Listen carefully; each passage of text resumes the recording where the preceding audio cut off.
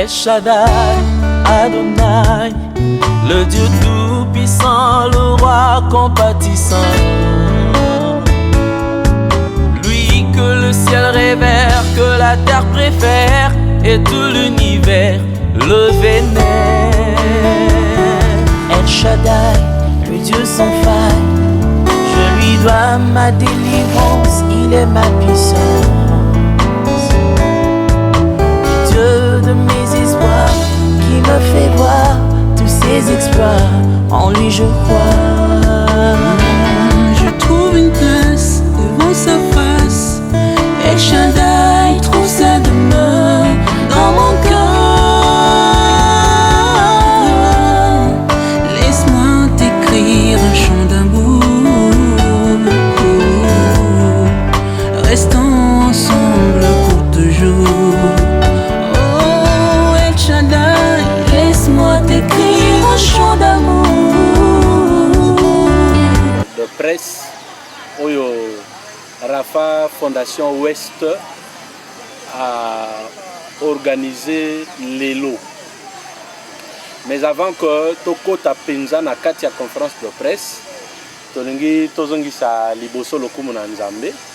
Yangwana tokosenga bino s'il vous plaît. Tokotelema bongo révérend Faustin Mafu akobondela pona kotika. Ngisi matondi mingi na mboka na yo. Wete yo zalaki na ibandeli pe kozala na suka te. Yo lobi na biso ete soki Nzambe atongi ndako te ba mason bazali kosala obele mosala na mpunda. Soko yo yawe obatele mboka te. Ba sentinelle to ba militaire ba kosala mosala na mpunda. Yango wana Nzambe biso tolingi kotika ntango na maboko na yo. Ete nyonso ekosalama awa. Esalama na ngoya ya molimo mosantu. Ete yo wesise biso ne bandele pe na suka. Seigneur, tulingi ete moment oyo ezala moment moko ya réflexion pour na kokanisa pe na ba mususu o ba koya na posa kozwa ba soin awa. Ete yo Nzambe na biso ozala na bango ilongo pe na bo nyonso ba médecin, ba infirmier, ba laborantin o ba kosala na sika oyo. Tukabi bango na maboko na yo. Soko yo sali ilongo na bango te, Nzambe tokolonga te. Yo lobeki avec moi. Nous ferons des exploits à notre Dieu, notre Père. O azali nkolo po mbix na biso tolobi amen. Amen. Tobeteli Yesu maboko. Nous avons un triple objectif pour la conférence de presse Oyo Rafa Fondation Ouest a organisé les lots. Objectif à Liboso ezali ko présenter Rafa Fondation Ouest. Rafa Fondation Ouest eza nini? Ça c'est la première question oyo tozo répondre na conférence de presse oyo. Deuxième objectif, c'est la présentation ya centre de santé na biso. Ce centre oyo tozomona awa oyo bientôt ekobanda misala na yango tolingi par cette conférence de presse pour présenter centre na biso.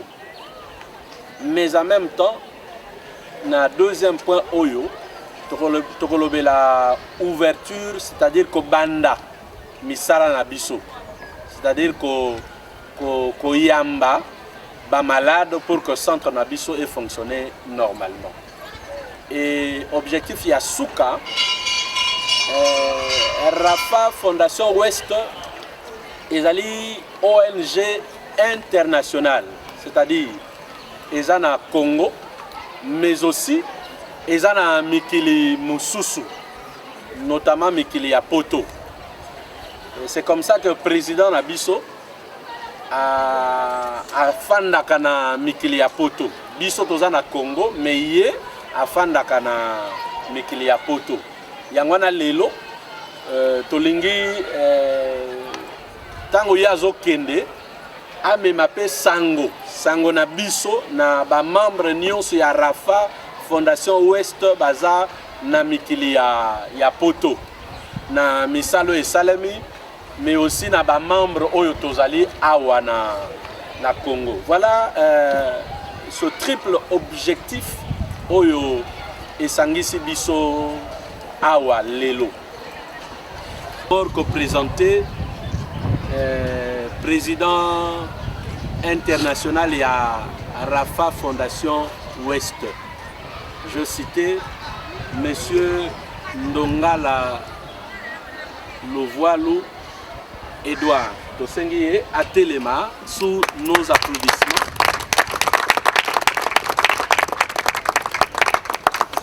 Yende Azali, président international et à Rafa Fondation. Nous avons Dr Bamba. Dr Bamba. Télémi Carlo Rafa. Et après, à côté de Maman Aminata, c'est M. Serge. Il a Azali AG, c'est-à-dire administrateur gestionnaire, il y a Centre Nabiso. Papa Serge à Télémi.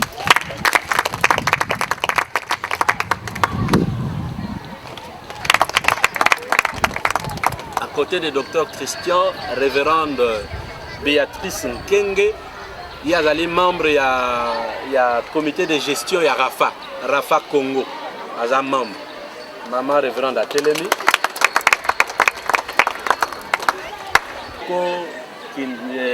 Kitambo Kimvula, bangonde bayambi biso, bangonde bayamba biso fondation na kati ya lopango ya munene. Tokosenga papa révérend à Télémi. Merci. Et Ngaï Nazali, secrétaire général, il y a Rafa Fondation Ouest, na Télémi. Voilà, de l'autre côté, il y a centre médical, Nabiso ba Télémi, le Télémi ba infirmière Nabiso Nyoso, Nyoso ba na labo, tout le monde, Nyoso ba Télémi baza. Et spécialement baza ba mususu na laboratoire, ba mususu baza na caisse, ba mususu baza ba infirmière. Et nous avons aussi honoré la présence de notre collaborateur de premier ordre dans Moussalo Tozosa. On est au cas de Moussika. Mais le campement de Fandaka Rapo, sont au lobby au Longwakuna pour déranger Bakémino. Alors, au côté, dans le vif, il y a conférence de presse d'Abisso. C'est la question des alliés ONG. Alors, ONG Oyo, ils ont une spécialité nango. But il y a Rafa Fondation Ouest, ils ont double. Mission à Liboso, ils ont sensibilisation. Et mission à Bibale, ils ont prise en charge. Les alliés sensibilisation et prise en charge, il y a bana oyo tobengaka ba drépanocytaire to bana oyo bazo vivre na maladie oyo tobengaka SS. Pe na prise en charge, il y a bato nyonso bazo développer bazo vivre na maladie oyo. Bazala ba bébé, bazala bana, to bazala ba adulte. Notre mission première ezali yako zalana bandeko oyo. Alors dans la sensibilisation, toza d'abord na mosala ya sensibiliser mabota, les familles. À part les familles, toza na sensibilisation ya ba gouvernant, c'est-à-dire l'utilisation il y a ba malade bango moko, c'est-à-dire ba o bazo développer maladie oyo ya drépanocytose, maladie SS. Tozo ça la sensibilisation na ba niveau yo misatu ya minene. Na niveau ya famille, déjà avant que famille banda, c'est-à-dire avant que libala et salema, to toza na musala ya ko accompagner ya ko sensibiliser ba jeune oyo balingi basala libala. Biso tolobaka na Rafa Fondation Ouest avant même bolingo ya il faut bokende bosala ba examen tolobaka ngo ba examen prénuptiaux. Hein, ce sont des examens prénuptiaux pour koyeba état ya mobali na ya mwasi. Est-ce que soki mwasi na mobali oyo basangani, est-ce que bakobota bana te oyo bako développer maladie oyo ya drépanocytose? Et déjà à ce niveau-là, avant que bolingo botama entre bateau mibale mwasi na mobali, biso tozo sensibiliser bango pour que déjà à ce niveau to éviter maladie oyo. Parce que ce qui est au niveau de la famille. Mais déjà na deuxième niveau famille oyo baza na bana oyo bazo développer maladie. Alors ce niveau là tout ça là pour nani? Parce que bana oyo bazo vivre na maladie SS baza victimisé, bakomi ba victime parce que mingi bazali abandonné, mingi baza frustré parce que tout le temps bazo vivre ba situation moko boye ezo sala que bazo vivre na kimiate, bazo vivre na esengote. À ce niveau-là, Biso Fondation tozo sama tous les autres enfants. Parce que dans la famille, mingi tolobaka bano baza na vie molaïté. D'ailleurs, kuto batanga na bangote po bako umerate bako kufa et même ceux qui batangi ba classe wana bako sale langote parce que bako zana bango productivité dans la famille et aussi dans la société bako zalaka productivité. Yangwana rôle na biso eza ya ko sensibiliser ba parents pour dire que banoyo baza lokola bana nyonso. Dans la famille, moi, je suis développé malaria, je développé maladie mususu, oyo pe koki komemaye à kufa rapidement. Alors, tous ces parents que va prendre soin na bano comme il se doit, c'est-à-dire va s'occuper na traitement na bango, va s'occuper na scolarité na bango, va s'occuper na croissance na bango ndenge esengeli parce que bano bakozala utile na kati ya libota.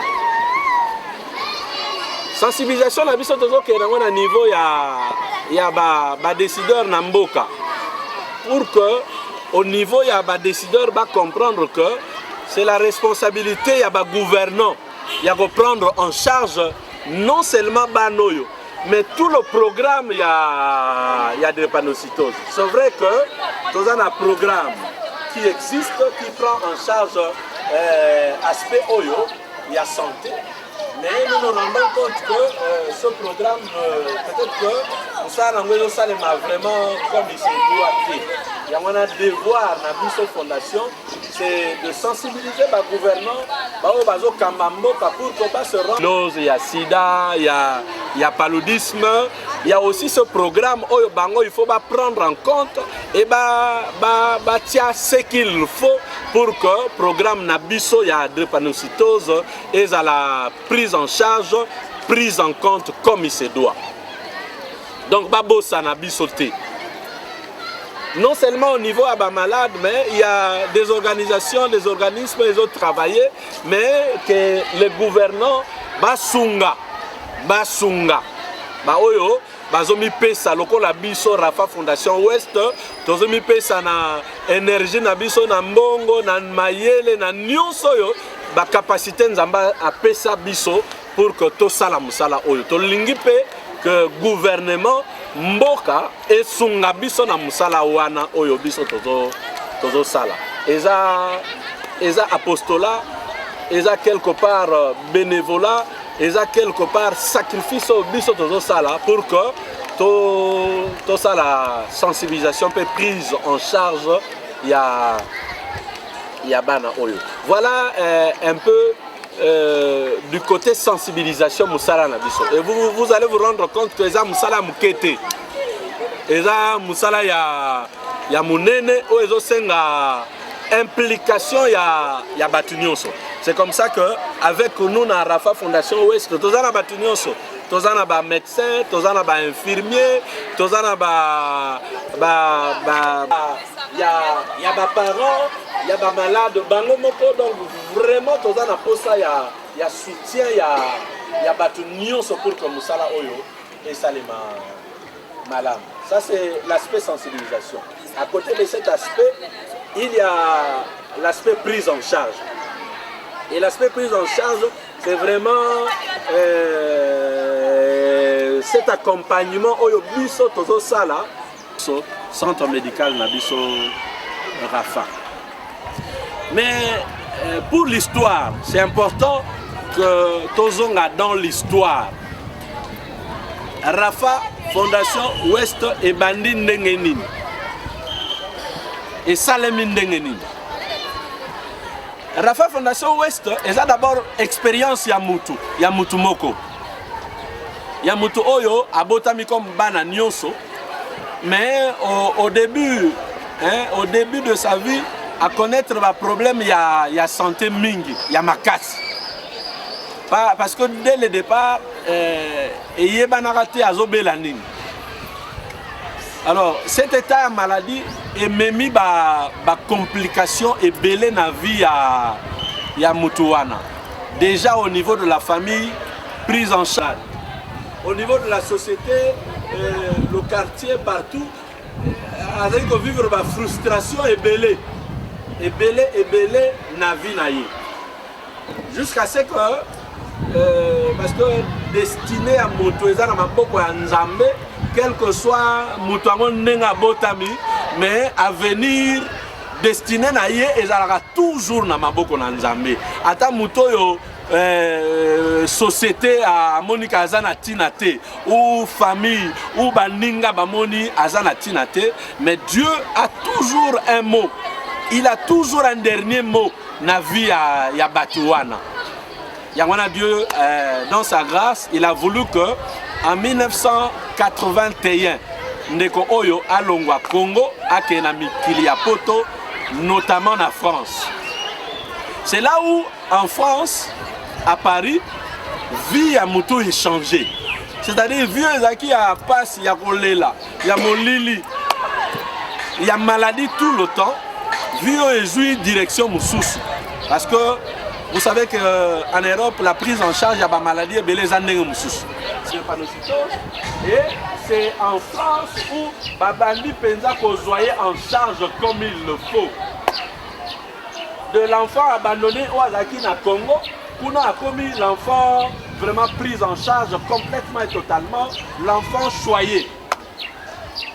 Au point qu'Azaki Kozang est dans les traitements, dans la vie sociale, et dans les médicaments, tout dans Azaki Kozani aussi. Alors cette réalité à Monaki Kuna, alors non, on a eu une bonne réalité oyo bongote.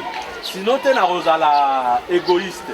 C'est comme ça que l'idée de création il y a ONG Rafa Fondation Ouest et Botami. Et Botami na monsieur Nongala Louvois l'Ouest. Tiwana yakosunga baninga bandeko. Lokola ye oyo bazo développer maladie oyo anémie SS.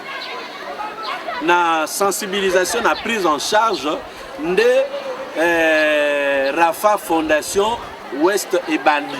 Et Bandi na Congo te, et Bandi na poto.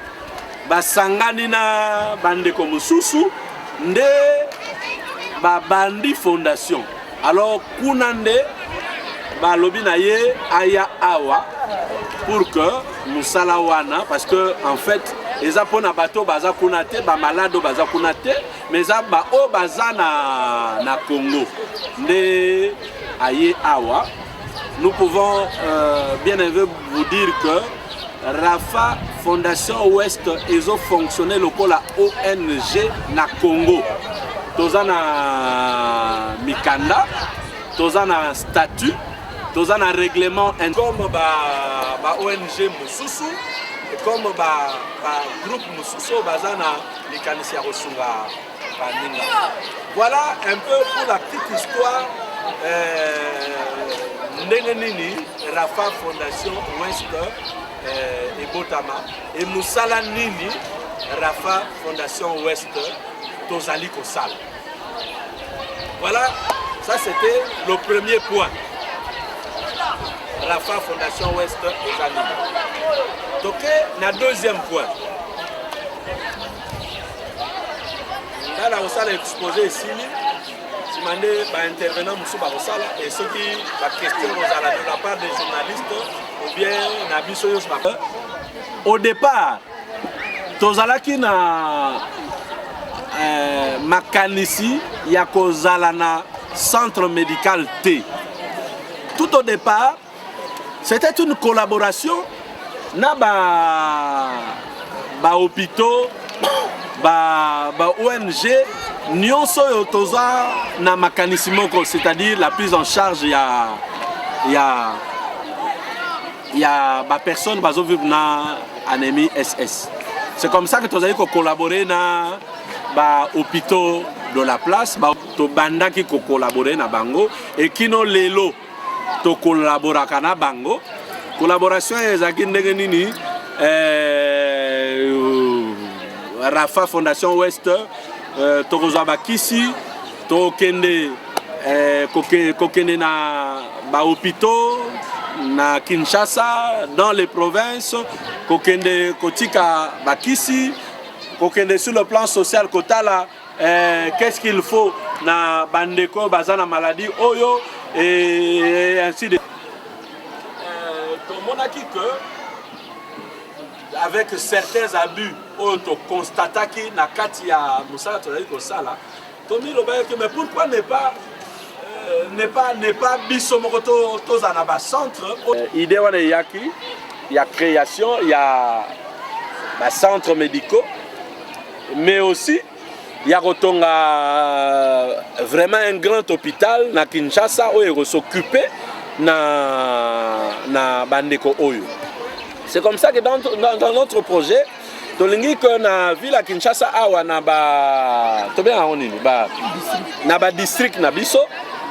Dans chaque district, Rafa Fondation Ouest toza na projet ya ko sala centre médical dans chaque district na Lukunga, na Funa, na Tchangu, pe na Moamba. Le 4 districts.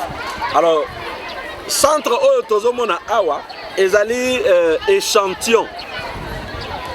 Centre ya liboso oyo totongi na district ya Lukunga pour la prise en charge ya ba personnes bazo développer maladie oyo. Vous allez le voir, toza déjà presque au bout de la construction à biso parce que oyo tobengaka ba oyo ouvrage oyo penza ya makasi esili tokomi na étape ya finition ya ouvrage yango et après étape ya finition et étape ya équipement en matériel pour que musalango esalema malamu. So totali bien totikali na quelques aspects pour que to finaliser. Déjà bandeko ba osala musala ba maçon, charpentier, menuisier, plombier, électricien baza à l'œuvre pour que bakende kino na suka ya musala wana. Voilà donc notre centre et déjà ce centre là toza na personnel ndenge tosalaki dans tolobaki dans la présentation, les médecins sont là, les infirmières sont là, les techniciens de labo sont là, banani msusu gestionnaire Sala et Salem. Et nous profitons de cette conférence de presse pour dire que le go est donné. Donc, avec cette conférence de presse, nous avons dit que nous sommes dans le centre Oyo ici et Bandi. Lobby déjà. Aujourd'hui, déjà le matin, les médecins, les infirmières, les administrateurs, tout le monde sera à son poste pour que tout le monde a déjà recevoir des malades. Yangwana a lancé déjà un appel à tout le monde et pas Yozali.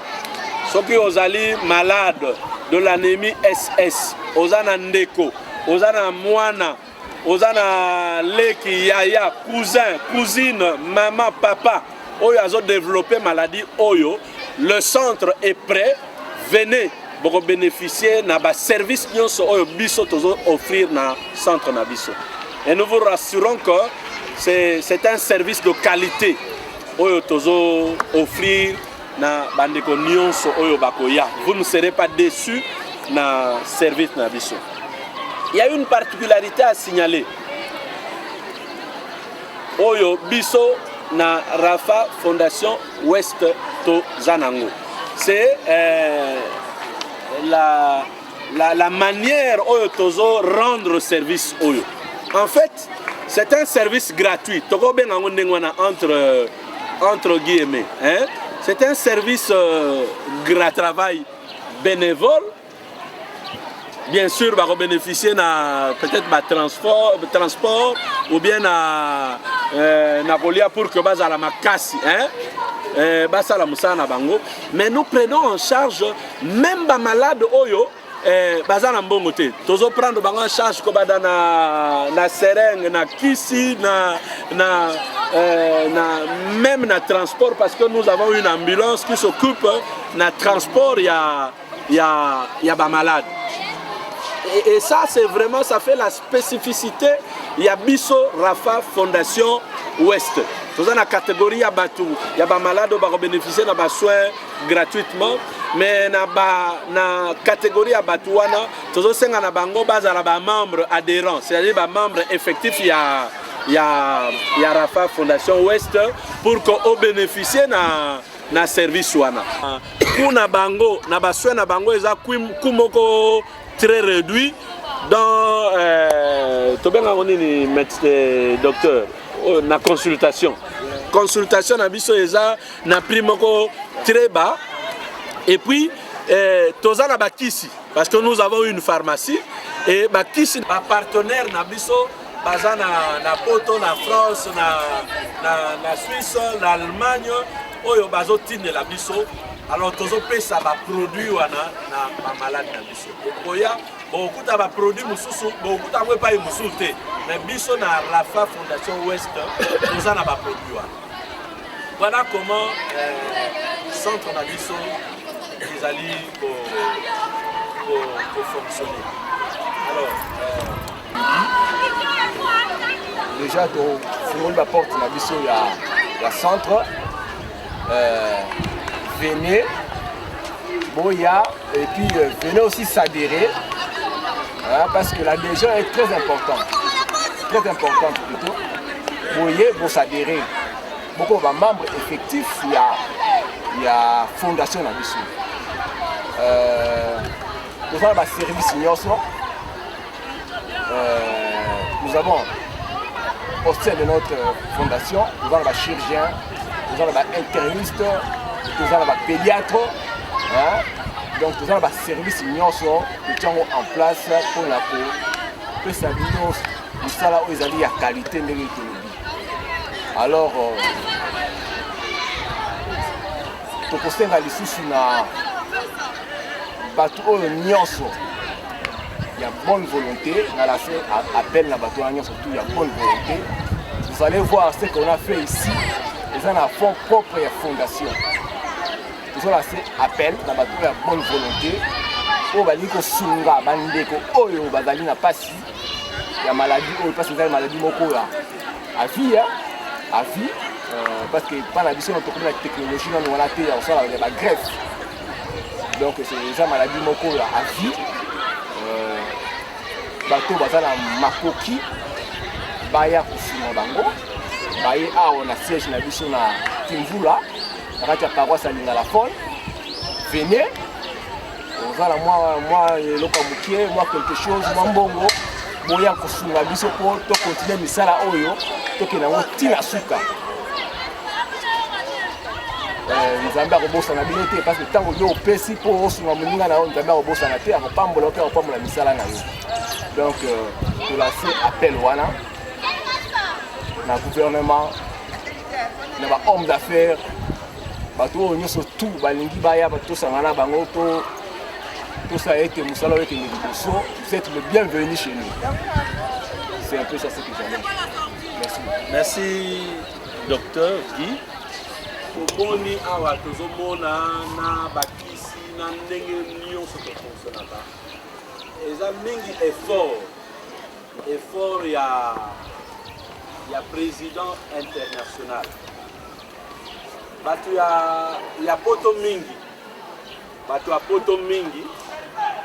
Ba Congolais na biso mingi oyo toza na poto mingi soki tozwi mbongo to investissaka yango na makambo ebele eza mabe te eza bien tosalaka bainvestissement ebele eza vraiment kitoko mingi bamosusu basombaka bandako bamosusu baparcelle ainsi de suite mais président na biso monsieur Ndongala mbongo ya ye au lieu asomba ba voiture asomba ba parcelle ye mbongo na ye a consacra yango na apostolat oyo na salelaka eutaka na ye pe libota na ye mbongo akoki kosalela makambo mosusu mais il a décidé que mbongo wana esengeli a investir yango na musala oyo tozosala. C'est comme ça que, comme le disait si bien Dr Guy, biso to profiter de la conférence de presse pour lancer un appel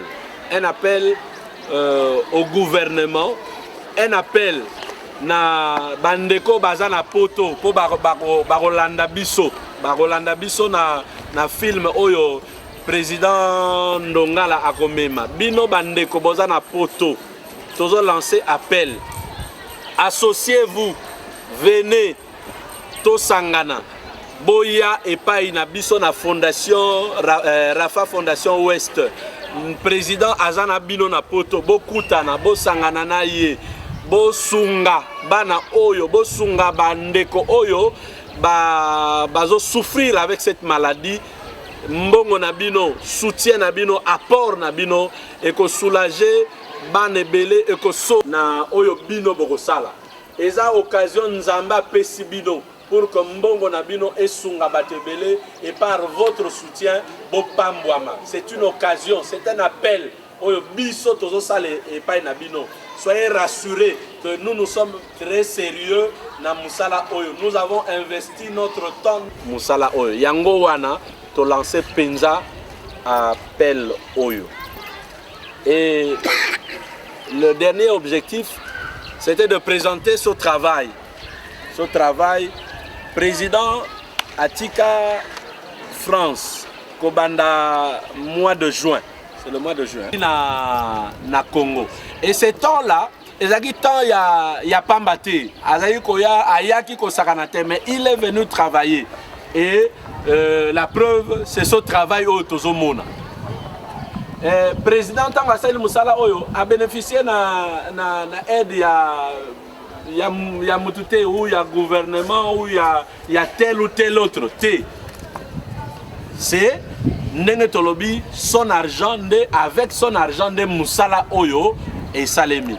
Yangona maintenant que tant Yarozonga Ponaye et Koki, Yangona Tolobaki que to présenter Moussala Oyo na bino bandeko oyo boza de l'autre côté en France, en Suisse, en Allemagne et dans les autres pays européens. Donc yé azo kende biso totikali et Moussala ngo sikoyo officiellement et bandi. Autres aspects. Toza na ba aspect mususu oyo tozo salela ya carnet de santé oh déjà toza pour parler avec les concernés. Toza na misala ebele.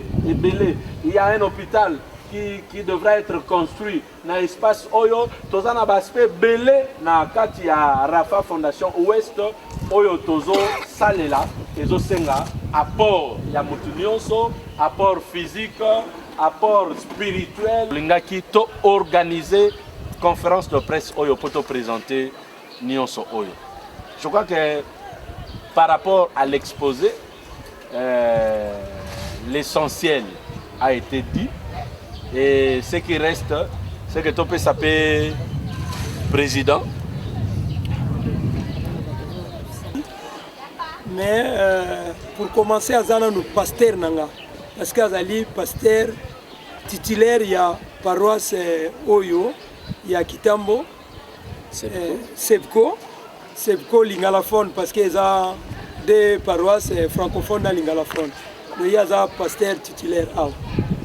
Na sepeli na temps oyo nyonso to passer na ye na ba conseil et puis eloko nazali ko remercier d'abord famille na ngai na poto mwasi na ngana bana ndengi ba accepta ikenatika bango na ya kosala musala oyo nzambe aponela kinga au début l'air na bande nazwaki appel ngo na monaki lokola ezalaki lokola blague na saisissaki yango vraiment te. Mais l'air na partagé na pasteur na ngai Kaba alobi na ngai okomona bilembo yo moko et makambo alobaki na ngai nazwaki confirmation 3 fois batu ba confirmer nga ya liboso na Matadi na village moko kuto vers Matadi et puis ya mibale nazwaki confirmation awa na Kinshasa pe ya misatu awa na Kinshasa.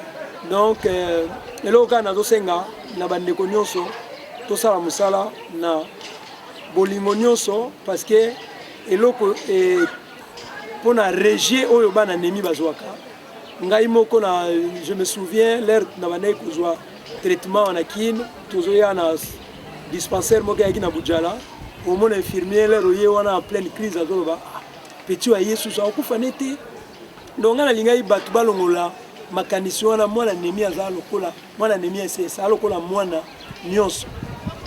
Il y a des gens, même en bonne santé, moi je connais des médecins, des avocats,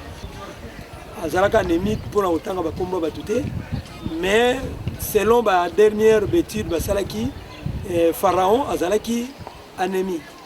C'est tout un cas.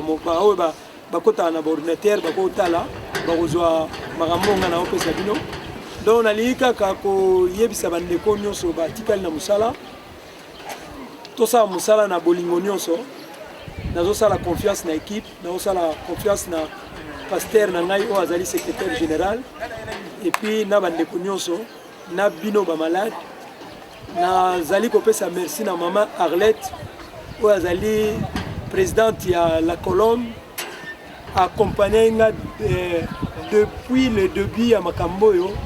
Si na fait nango vraiment nazo pese mbote mingi pe merci na place azali maman Arlette et puis bandeko nyonso ba ko répondre na appel oyo voilà elo na ko ba la bino peut-être na mikoleko ya na kotika bino na okene mais na yebi que tozali ensemble na ba téléphone na ba mail na ba makambo nyonso na yebi que tozala bomoko. Merci. Bien, tolingi ko informer bino po to sukisa que Rafa Fondation Ouest na Congo tozaka na Kinshasa te. Ndenge tozaboye na ba Congo. Rafa Fondation Ouest est déjà implanté et ils ont fonctionné déjà. Parce que nous avons à Matadi une équipe où ils ont travaillé. Bissomoko avec le président. Avec la révérende Béatrice Nkenge, tozalaki na Matadi, na Inga, na Boma. Quoi? Hein? Matadi, Inga, Boma, et partout là, Rafa Fondation Ouest et Zosala déjà.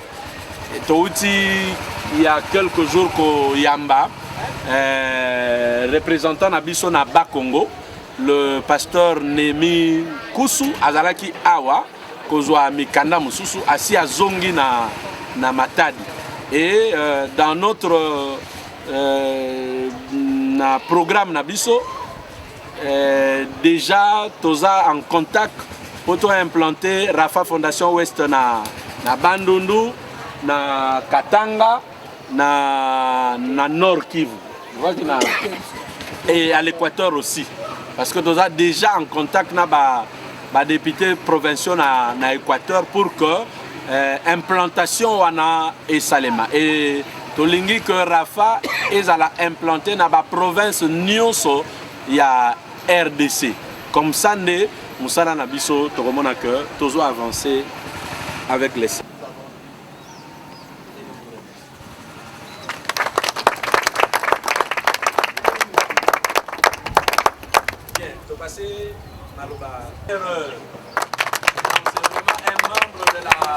première heure et il est membre du comité de gestion. Il y a Rafa Fondation Ouest. Biso tozalaka kutu nanu te. Sali pour la Rafa Fondation Ouest. Tobeti maboko pour la pasteur. Merci. Azali malade mais baza ko bomana. Mais il est vraiment à l'accès pour ça été. Il est azali anémie. Azali na souci ya kosalisa baninga lokola basalisa qui est. Et vraiment je lui félicite. Les deux. En tant qu'église, c'est l'une des missions de l'église pour accompagner bato yo tout le monde a na mokile te bazana tina te. Nous avons na mission na nzama bazana tina. Et nous avons la joie et que cette fondation soit implantée au sein d'une église et non plus en dehors de l'église. Ça c'est une bonne chose et je vois la main de Dieu qui va faire en sorte que organisation Oyo et Soua Karawate, mais et répandre dans toute la République démocratique du Congo pour que il y a un pays pour bénéficier d'un soin gratuit et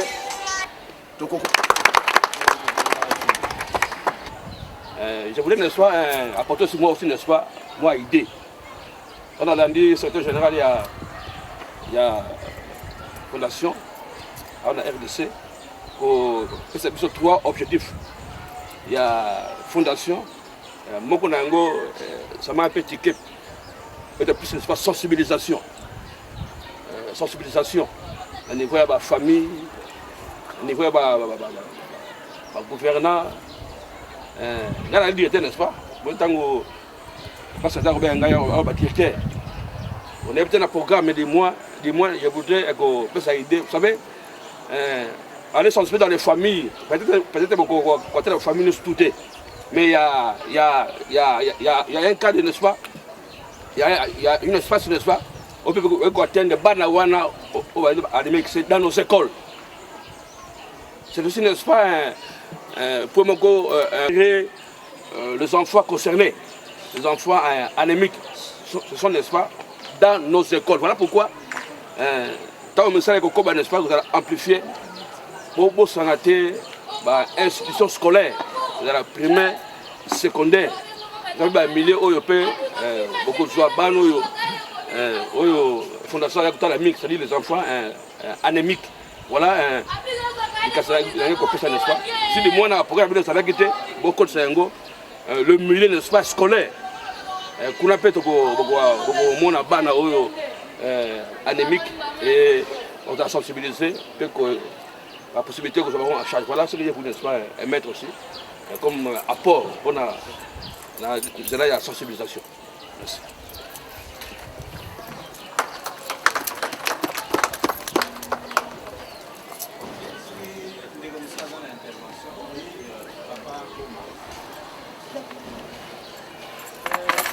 Merci beaucoup.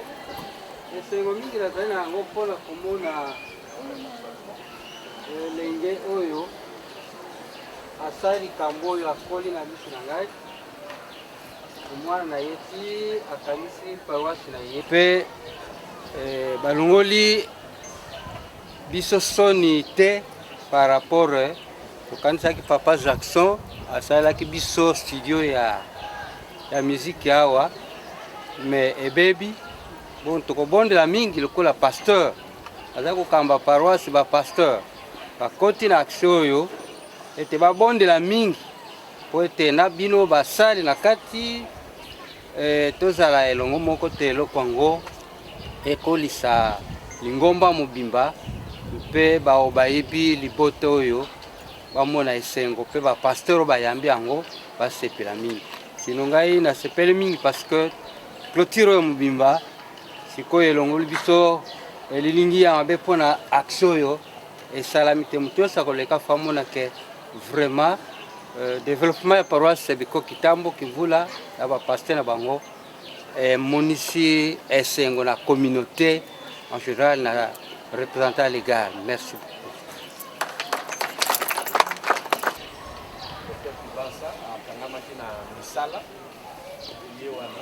Médecin chef de staff ya centre na biso docteur Kibansa pe toza na docteur Ingrid yeyo tokoprocédé boye tokosukisa conférence de presse na biso bongo tosala visite guidée awa totala bâtiment yango so tosisi bâtiment tokosukisa na est-ce qu'il faut appeler ça cocktail peut-être coca tokabola coca voilà comment tokosilisa conférence de presse na biso alors tosenga na pasteur Freddy ye nde azwi privilège wana ya kobondela mpona kosukisa soki asilisi losambo tokokota biso nyonso totala e soki tokoti tokobima lisusu libanda awa wana tokozala oblige oza ya kofanda te meme ya kotelema po ke tokabola koka oyo tobongisaki mpona biso alors totelemi biso banso tobondela Yesu azali awa Yesu azali awa Yesu azali awa na biso na Yesu Alléluia Alléluia Alléluia na Yesu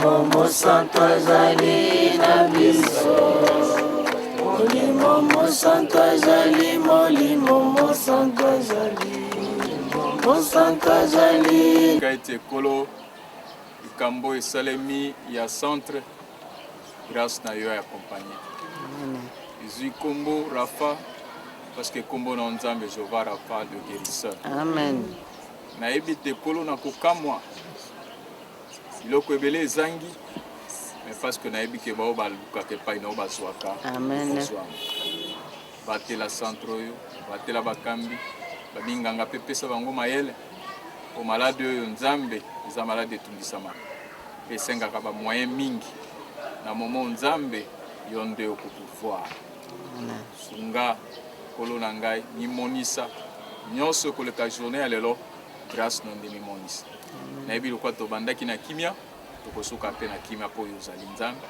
visite guidée ekosalema Nzambe ezala na biso ensemble na kombo na Yesu Christ tobondeli mpe tolobi gloire et louange à toi Seigneur Jésus-Christ. Gloire et louange à toi Seigneur Jésus-Christ. Amen. Amen. Fungola nano hapo lumière kote. Nani? Pablo, fungola fenêtre.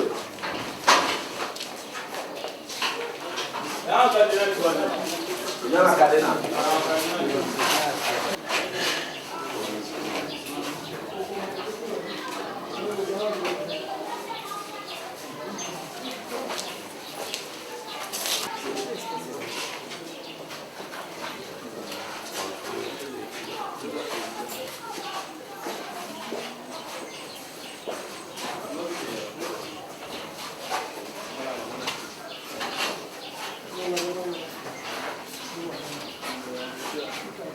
Ayaki na malade abima na bolingo tokodedie biso esika oyo ezala bamédecin azangaki mayele ntango azokota awa mayele ya kotraite ezala bainfirmier azalaki libanda azalaki na mayele malamu te te azalaki na baproblème na santé na ye moko problème na ndako soki akoti awa mayele ezonga te santé na ezala malamu mpo asala mosala yango wana place tozali tokosimba mili yo koloba na kombo na Yesu Kristo Yahweh todedie centre oyo na maboko na Nzambe na so tika ete kona toujours Seigneur oya kolia ozali basekole na na yo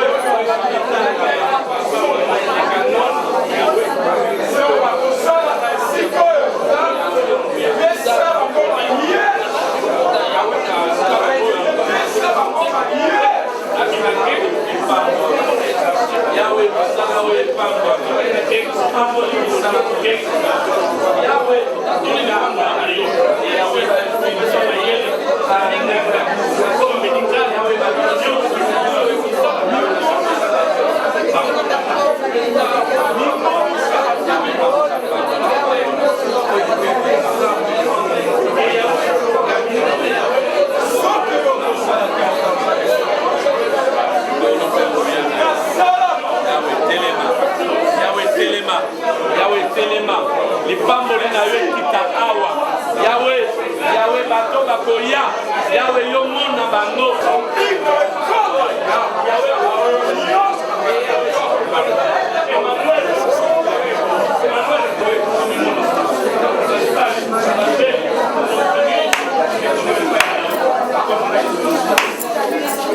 tokobondela toza na posa nzambe apesa bapartenaire nzambe asunga lokola mosala oyo ezali kobanda lobi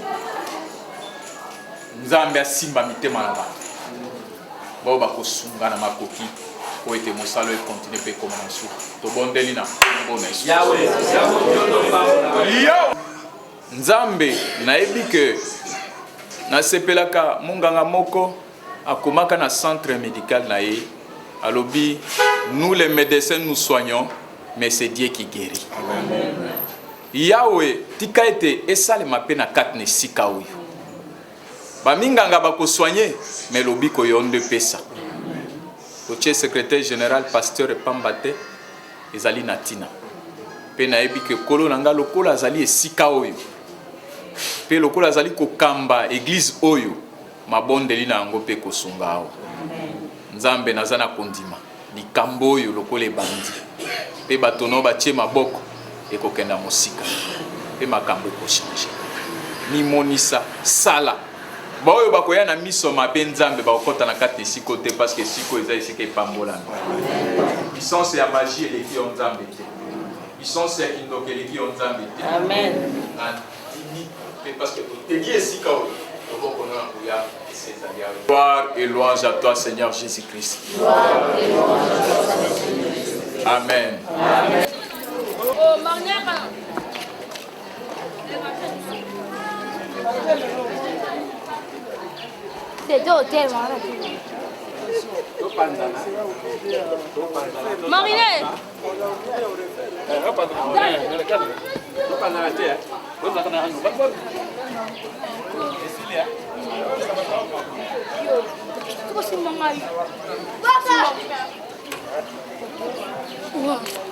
Yo, oui, bolongo akuti bolongo. C'est bon?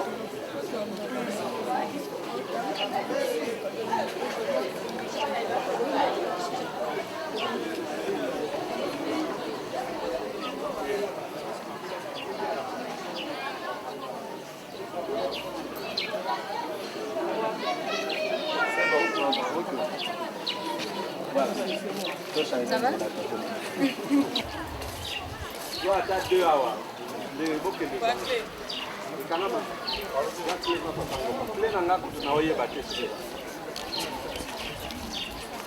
oza libre okotelema na yo okopanda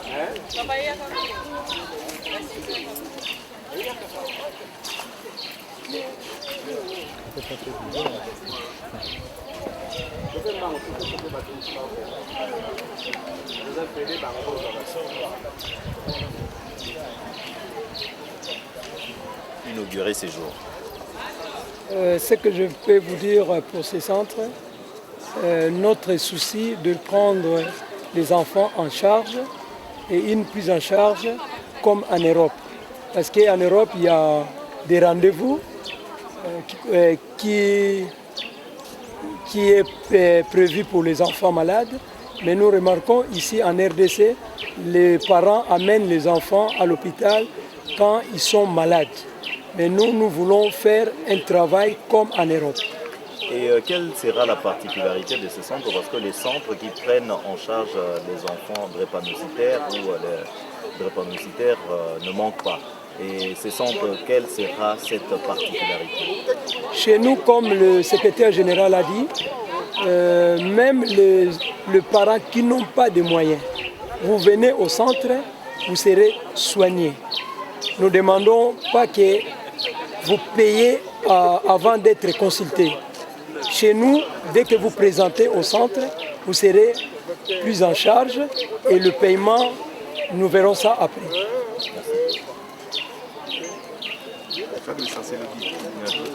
C'est bon? Docteur Bamba. Secrétaire général. Secrétaire. Quel message pouvez-vous lancer à l'endroit des parents qui ont des enfants drépanocytaires à travers la ville de Kinshasa et pourquoi pas la RDC tout entière. Nous avons un double message. D'abord, un message de sensibilisation. Comme nous l'avons si bien dit pendant la conférence de presse, Rafa Fondation Ouest a une mission sensibilisatrice. Les parents doivent comprendre que